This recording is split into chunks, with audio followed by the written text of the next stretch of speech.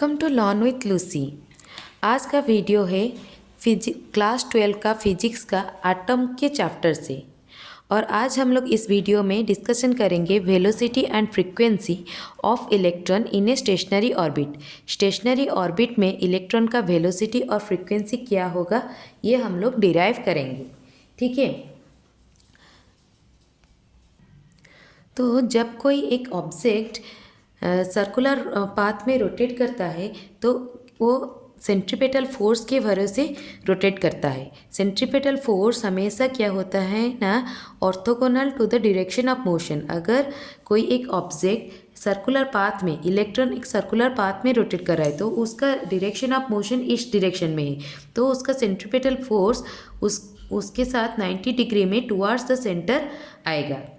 ठीक है, और क्या होता है, जबकि एक इलेक्ट्रॉन क्या करता है ना, एक ऑर्बिट के चारों ओर मूव करता है, उसके साथ साथ एक इलेक्ट्रॉन इधर है और एक इधर एक चार्ज है, न्यूक्लियस में एक चार्ज है, पॉजिटिव चार्ज। तो दोनों चार्ज के बीच में और एक फोर्स होता है जो कि होता है इलेक्ट्रोस्टैटिक फोर्स ऑफ अट्रैक्शन। वो भी एक फोर्स इधर एग्जर्ट करता है। तो ये दोनों force, centripetal force and electrostatic force of attraction, दोनों जब इक्वल हो जाएंगे तभी इलेक्ट्रॉन क्या करेगा ना, एक स्टेबल कंडीशन में ऑर्बिट में रोटेट करेगा। तो इसको अगर हम लोग लिखेंगे सेंट्रीपेटल फोर्स का, हम लोग लिखेंगे सेंट्रीपेटल फोर्स कितना होता है ना, mv²/r।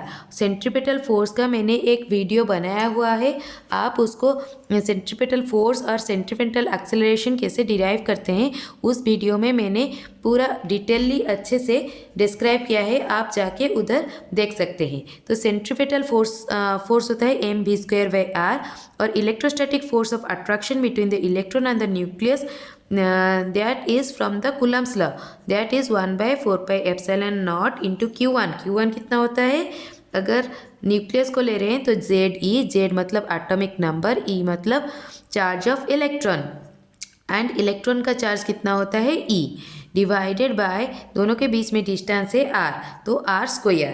तो इधर से क्या निकला ना, mv² is equal to 1/4πε0 ZE²/r cancel हो गया, तो R² इधर आ जाएगा। तो ये हो गया इक्वेशन नंबर 1। ये क्या हो गया, इक्वेशन नंबर 1। अभी एंगुलर मोमेंटम, जबकि एक इलेक्ट्रॉन क्या कर रहा है ना, एक सर्कुलर पाथ में एक ऑर्बिट में रोटेट कर रहा है, तो कोई भी एक ऑब्जेक्ट अगर सर्कुलर पाथ में रोटेट कर रहा है तो उसका एंगुलर मोमेंटम क्या होता है, angular momentum is analog to the linear momentum, पर उसके साथ क्या हो जाएगा ना, आर ऐड हो जाएगा। तो लीनियर मोमेंटम की पी कितना होता है, मास इनटू वेलोसिटी होता है। अगर एंगुलर मोमेंटम हम लोग लिखेंगे तो इसके साथ रेडियस ऐड कर लेंगे, तो angular momentum of an object who is rotate in an circular path is equal to mvr। और क्या है, और according to the Bohr's second postulate के हिसाब से, तो जो एंगुलर मोमेंटम ऑफ इलेक्ट्रॉन होता है वो इंटीग्रल मल्टीपल ऑफ h/2π होता है। तो इलेक्ट्रॉन का एंगुलर मोमेंटम कितना हो जाएगा in a orbit, integral multiple n is an integer n/2π। ये एक था, और ये वाला मैंने पूरा डिस्कस किया है बोर सेकेंड पोस्टुलेट, मेरा चैनल में जाके आप देखिए, एक होगा बोर सेकेंड पोस्टुलेट, वो वाला वीडियो देखिए, ये मैंने पूरा उधर डिटेली डिस्क्राइब किया है। ठीक है, तो ये हो गया हमारा सेकेंड इक्वेशन। ठीक है, अभी हम लोग क्या करेंगे, अभी हम लोग इसमें ये वाला इक्वेशन में हम लोग क्या लिखेंगे, ऐसे लिख सकते हैं mvr, ये r ऊपर आ जाएगा और ये v एक नीचे आ जाएगा, तो इसको हम लोग क्या लिखेंगे, ZE²/4πε0v, ऐसे लिख सकते हैं। ठीक है, अभी mvr ये दोनों को हम लोग क्या करेंगे, अभी इक्वल कर लेंगे, तो क्या हो जाएगा, nh/2π is equal to ZE²/4πε0v। तो इधर से हम लोग वेलोसिटी निकाल सकते हैं, that is v is equal to ZE²/4πε0 ये क्या होगा, इधर आके डिवाइड हो जाएगा, मतलब उल्टा हो जाएगा 2 पाई/NH। ठीक है, तो v हमारा क्या आ गया ना, 2 पाई/4 पाई इंटू ZE² ऐसे लिख सकते हैं। ठीक है, ये क्या आ गया, हमारा वेलोसिटी आ गया। ये वेलोसिटी को इसमें इस इक्वेशन में हम लोग डाल देंगे।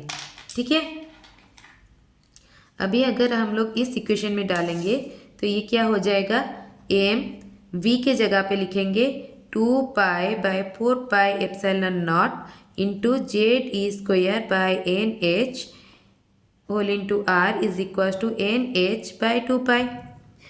तो इधर से हमारा r निकल के आ जाएगा, r radius of the orbit. Radius of the orbit कितना हो जाएगा, NH/2 पाई, इधर m मल्टीप्लाई हुआ है, इधर क्या आ जाएगा ना, डिवाइड हो जाएगा, और ये पूरा उल्टा हो जाएगा। उल्टा मतलब ऊपर में NH आ जाएगा, नीचे में कितना आ जाएगा ना, 2 पाई/ZE², और ये जो नीचे में है 1/4 पाई/0 ऐसे हम लोग लिख लिए। ठीक है, तो r का वैल्यू कितना आ गया, NH है n² 2 पाई है 4 पाई², m है नीचे में m है, और क्या है ना, ZE² है इंटू 1/4 पाई/0। ये 4 क्या हो जाएगा, कैंसिल आउट हो जाएगा, पाई² से पाई कैंसिल आउट हो जाएगा, तो r का टोटल वैल्यू आ जाएगा n²h² divided by n²h² divided by पाई/m/ZE²। तो ये आ गया रेडियस का formula, radius of the orbit, radius of the orbit. तो बोर रेडियस अभी क्या आता है ना, बोर रेडियस। बोर रेडियस कब कहाँ पे होता है, Bohr model is only valid for 1 electron atom. 1 electron atom कौन सा वाला है, हाइड्रोजन आटम। अगर हाइड्रोजन आटम अगर हम लोग ले रहे हैं तो उसका ऑर्बिट क्या है, n=1 है, और उसका एटॉमिक नंबर क्या है, Z=1 है। तो इसी में अगर डाल देंगे तो फर्स्ट ऑर्बिट का रेडियस कितना आ जाएगा ना, h², n का जगह पे 1 और z की जगह पे 1, h²ε0 divided by pi m/e², divided by pi m/e²। ये क्या हो गया ना, बोर्स का रेडियस हो गया। This is called the Bohr's radius and its value, इसका एक वैल्यू है, इसका वैल्यू है 0.53 एंगस्ट्रॉम। ठीक है, अगर, और ये क्या है, इस इक्वेशन से क्या पता चल रहा है, r is directly proportional to n², r is directly proportional to n²। तो सेकेंड ऑर्बिट अगर ले रहे हैं, सेकेंड ऑर्बिट ले रहे हैं, ये फर्स्ट ऑर्बिट का आ गया। सेकेंड ऑर्बिट अगर लेंगे तो n² मतलब क्या हो जाएगा, 4 × 0.53 आर्मस्ट्रॉन्ग इसका रेडियस हो जाएगा, सेकेंड ऑर्बिट का रेडियस। और वैसे ही थर्ड ऑर्बिट का रेडियस कितना आ जाएगा, 3 का स्क्वायर 9 × 0.53 आर्मस्ट्रॉन्ग। ये हो गया थर्ड ऑर्बिट का रेडियस। अभी आते हैं वेलोसिटी के ऊपर। Velocity of an electron in the stationery orbit, velocity कितना आएगा। ठीक है, वेलोसिटी हम लोग कैसे निकालेंगे, ये वाला इक्वेशन से हम लोग वेलोसिटी निकाल सकते हैं। तो ये वाला इक्वेशन से अगर लिखेंगे तो कैसे लिखेंगे, पहले ये वाला इक्वेशन लिख लेते हैं, mvr is equal to NH/2 pi. तो हमारा v कितना आ गया, v equals to NH/2 pi whole into mr क्या आ जाएगा, नीचे में आ जाएगा। ये क्या हो गया ना, वेलोसिटी हो गया। ठीक है, अभी इस वेलोसिटी में, वेलोसिटी के इक्वेशन में r के वैल्यू में ये वाला इक्वेशन डालेंगे। ठीक है, r का वैल्यू में ये वाला इक्वेशन डालेंगे। तो ये वाला इक्वेशन अगर डालेंगे तो कितना हो जाएगा, b equals to NH/2 pi 2 pi m, r के जगह पे हम लोग डालेंगे तो नीचे वाला ऊपर में लिखेंगे पाई m/ZE² divided by n² h² ε0। तो अगर हम लोग काटेंगे तो ये N H pi square square square cancel हो जाएगा, पाई पाई कैंसिल हो जाएगा, एम कैंसिल हो जाएगा। तो वेलोसिटी आ जाएगा Z E square bye 2NH epsilon not, Z E square bye 2NH epsilon nought. तो इससे हमें क्या पता चल रहा है, वेलोसिटी और ऑर्बिट के बीच में रिलेशन क्या आ रहा है, velocity is equal to Z E square by 2H epsilon naught into 1/n, ये वाला। तो इधर से हमें पता चल रहा है velocity is inversely proportional to 1/n, velocity is inversely proportional to 1/n। ठीक है, this shows that the velocity of the electron is maximum in the lowest orbit। तो जितना n कम होगा उतना वेलोसिटी ज़्यादा होगा, n अगर कम होगा तो वेलोसिटी ज़्यादा होगा। तो वेलोसिटी कहाँ पे मैक्सिमम होगा, लोएस्ट ऑर्बिट में, that is n equals to 1 पे वेलोसिटी उसका क्या होगा ना, ज़्यादा होगा। और जितना ऑर्बिट हम लोग बढ़ाते बढ़ाते जाएंगे, हायर ऑर्बिट लेते लेते जाएंगे, वेलोसिटी ऑफ द इलेक्ट्रॉन क्या होगा ना, उतना ही डिक्रीज होते होते जाएगा। ठीक है, अगर हम लोग ऑर्बिट का हायर वैल्यू ऑर्बिट अगर ले रहे हैं, हायर ऑर्बिट अगर ले रहे हैं, तो वेलोसिटी ऑफ द इलेक्ट्रॉन क्या हो जाएगा ना, डिक्रीज हो जाएगा। अभी हम लोग इससे हम लोग निकालेंगे कि हाइड्रोजन में इलेक्ट्रॉन का वेलोसिटी कितना होगा, हाइड्रोजन में इलेक्ट्रॉन का वेलोसिटी कितना होगा। तो यही वाला इक्वेशन अगर हम लोग डालेंगे तो कितना हो जाएगा, v इक्वल्स टू, फिर से हम लोग वही इक्वेशन लिख रहे हैं, Z E square 2H pi square into 1/n। तो अगर हम लोग बोर्स मॉडल अगर ले रहे हैं तो उसमें हम लोग क्या डालेंगे ना, z इक्वल्स टू 1 डालेंगे और n इक्वल्स टू 1 डालेंगे। तो v1 इज इक्वल्स टू कितना हो जाएगा ना, E square by 2H epsilon nought. तो ये किसके साथ इक्वल होता है ना, c डिवाइडेड बाय 137, और c जो है वो स्पीड ऑफ द लाइट है, दैट इज 3 × 10⁸ मीटर पर सेकेंड।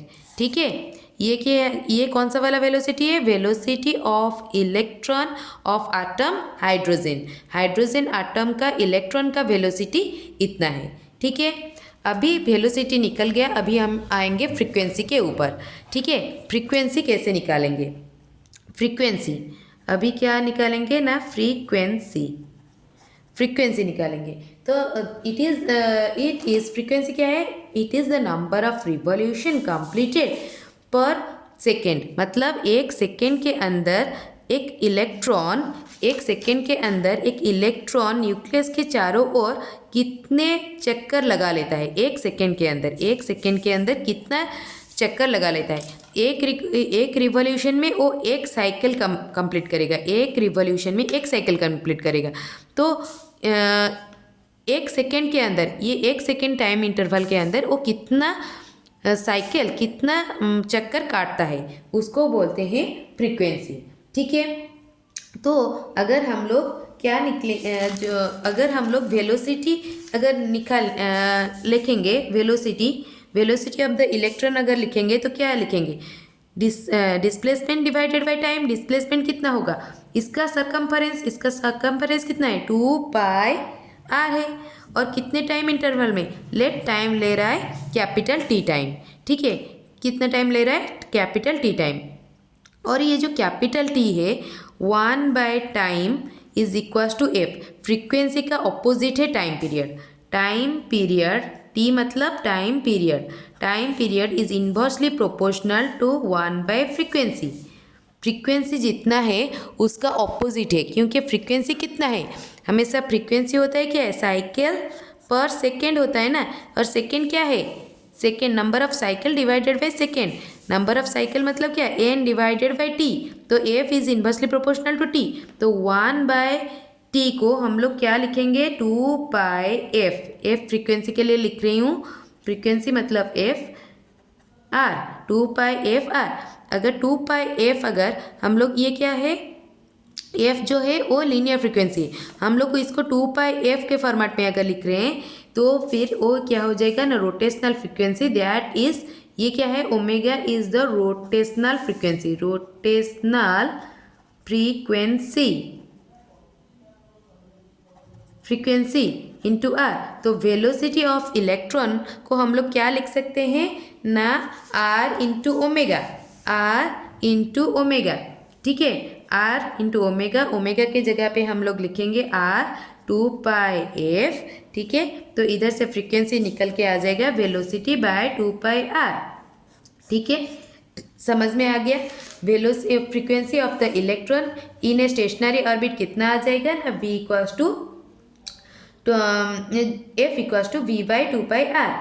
तो अभी हम लोग क्या करेंगे ना, इस इक्वेशन में वेलोसिटी में वैल्यू डालेंगे, वेलोसिटी में वैल्यू डालेंगे, फ्रीक्वेंसी के इक्वेशन में वेलोसिटी का वैल्यू कितना है हमारा निकल के आया था 1/2πr into Z E square by 2h epsilon naught n square, इतना निकल के आया था। तो Z E square by 2h epsilon naught by n, तो इतना आ गया। तो अभी हम लोग क्या करेंगे ना, ये अभी हम लोग इसको क्या लिखेंगे 1/, ये क्या हो जाएगा 1/224 pi epsilon not, 1/4 pi epsilon not Z E square, ये चला गया, ये चला गया, तो अभी क्या हो जाएगा NHR। तो ये हो गया हमारा फ्रीक्वेंसी का equation, frequency of the electron in a stationary orbit, ठीक है।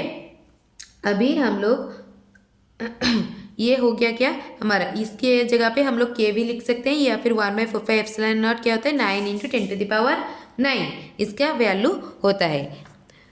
फ्रेंड्स, अगर मेरा वीडियो आपको पसंद आया, एक्सप्लेनेशन पसंद आया, please like share and subscribe my channel and share it more to the class 12 students, and thank you so much for watching. Please share this video.